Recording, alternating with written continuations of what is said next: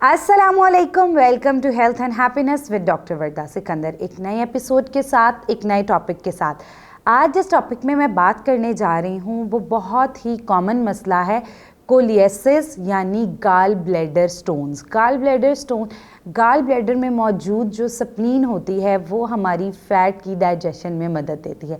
तो अगर हमारी गाल ब्लैडर के अंदर स्टोन्स फॉर्म्ड हो जाएं, अगर हम बहुत ज़्यादा ओबीस हैं या फिर हमारा कोलेस्ट्रोल बहुत ज़्यादा रहता है, यूरिक एसिड बहुत ज़्यादा रहता है, या हमारा लाइफस्टाइल बिल्कुल सेडेंटरी है, तो उससे हम क्या होता है कि हमारी बॉडी के अंदर बहुत ज़्यादा चांसेस होते हैं स्टोन्स फॉर्म्ड होने के। तो इस सूरत में क्या होता है कि जब स्टोन्स फॉर्म्ड हो जाते हैं तो स्प्लीन की जो एक्टिविटी है वो स्लो डाउन हो जाती है, जिसकी वजह से बाइल जो है वो रिलीज़ नहीं होती और फैट की एब्जॉर्प्शन जो है वो मुश्किल हो जाती है।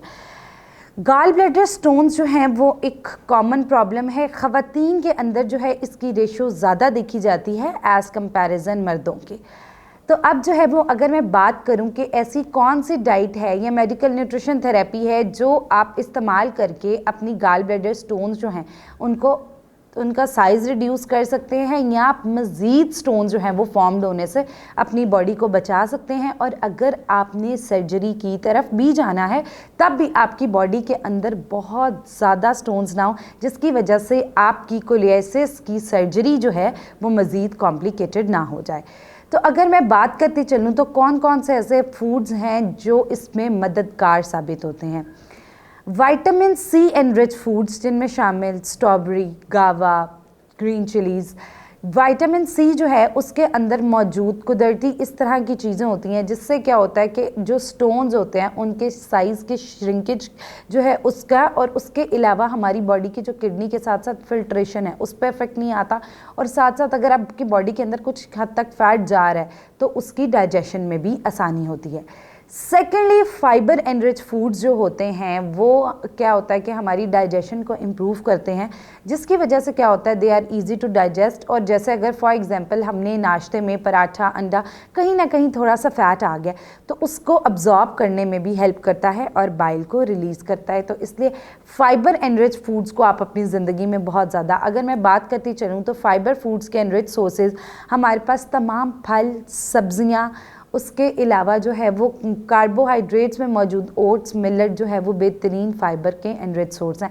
एक आम पर्सन को 25 ग्राम तक फाइबर लेना चाहिए, जबकि कोलिएसिस का जो पेशेंट होता है उसको 35 ग्राम तक फाइबर इंटेक जो है वो करना चाहिए। उसके अलावा एक बहुत बड़ी जो कॉमन प्रॉब्लम या कॉमन क्वेश्चन जो है वो आता है वो ये होता है कि क्या हम लोग जिनको गाल ब्लैडर स्टोन्स जो हैं वो फॉर्म हो चुकी हुई हैं, क्या उन्हें फ़ैट लेना चाहिए या नहीं लेना चाहिए। ठीक है, अब क्या होता है कि जब तक आप सर्जरी की तरफ नहीं गए आपका गॉल ब्लैडर जो है वो बॉडी से रिमूव नहीं हुआ।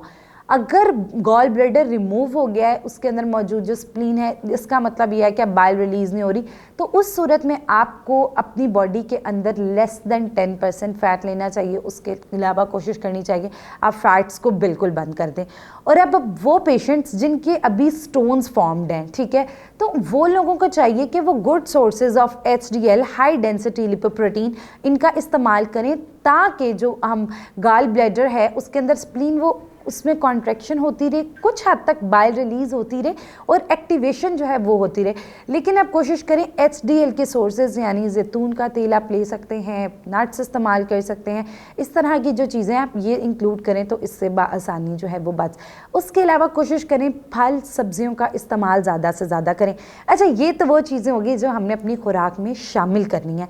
अब वो चीज़ें जो हमने अपनी खुराक से निकालनी है इस सूरत में, सबसे पहले जितनी भी रिफाइंड कार्बोहाइड्रेट्स हैं, चूँकि उनके अंदर फाइबर मौजूद नहीं होता जिसकी वजह से उनकी डाइजेशन एबिलिटी, और अगर वो डीप फ्राइड हैं तो ऑब्वियसली उनमें फ़ैट भी ज़्यादा होगा तो वो डाइजेशन और कम होगी, कोलेस्ट्रोल भी हाई होगा, जिससे आपके अंदर मज़ीद स्टोन्स फॉर्म होने के चांसेस बढ़ जाएंगे। तो आप पिज़्ज़ा, पास्ता, शावरमा, बर्गर, सफ़ेद रोटी, सफ़ेद नान, सफ़ेद पराठा, इनको अवॉइड करें। उसके बाद डीप फ्राइड चीज़ें होती हैं, एक तो क्या होता है उनमें फ़ैट बहुत ज़्यादा आ जाता है, साथ साथ जैसे जैसे वो फ्राई होती हैं ऑक्सीडेटिव स्ट्रेस जो है वो बहुत ज़्यादा आ जाता है। तो कोशिश करें डीप फ्राइड और ये वाली चीज़ें जो है उनको अपनी रूटीन से निकाल दें। और अगर आपने किसी सूरत में फ्राइड चीज़ें इस्तेमाल करनी है तो आप कोशिश करें कि आप मस्टर्ड ऑयल में, उतने ही ऑयल में जितना जो है वो 1 टीस्पून, इतने ही ऑयल में बस उनको हल्का सा सौटे कर लें, और वरना स्टीम फ्राइड या शैलो फ्राइंग जो है उसको आप अप्रोच करें। उसके अलावा एक और बहुत ज़्यादा कि जो गाल ब्लैडर के स्टोन्स अगर आपकी बॉडी के अंदर है तो बहुत ज़्यादा सप्लीमेंटल इंटेक नहीं करना। जो बहुत ज़्यादा सप्लीमेंट्स का इंटेक करते हैं और हम डाइट से भी चीज़ें ले रहे होते हैं तो बॉडी के अंदर टॉक्सिसिटी के चांसेस बहुत ज़्यादा हो जाते हैं, जिससे हमारे अंदर बहुत ज़्यादा चांस बढ़ जाता है स्टोन्स फॉर्म्ड होने के। तो इसलिए आपने कोशिश ये करनी है कि आप लोग कम से कम जो है वो सप्लीमेंट्स का इंटेक करें, अपने न्यूट्रिशनिस्ट को कंसल्ट करके, किसी हेल्थ प्रोफेशनल को सीख करके, अगर वो आपको रेकमेंड करता है तो आप लें, वरना उसके अलावा प्लेंटी ऑफ वाटर, अगर आप अपनी बॉडी को हाइड्रेटेड रखते हैं वो भी इस चीज़ में बहुत ज़्यादा हेल्प करती है।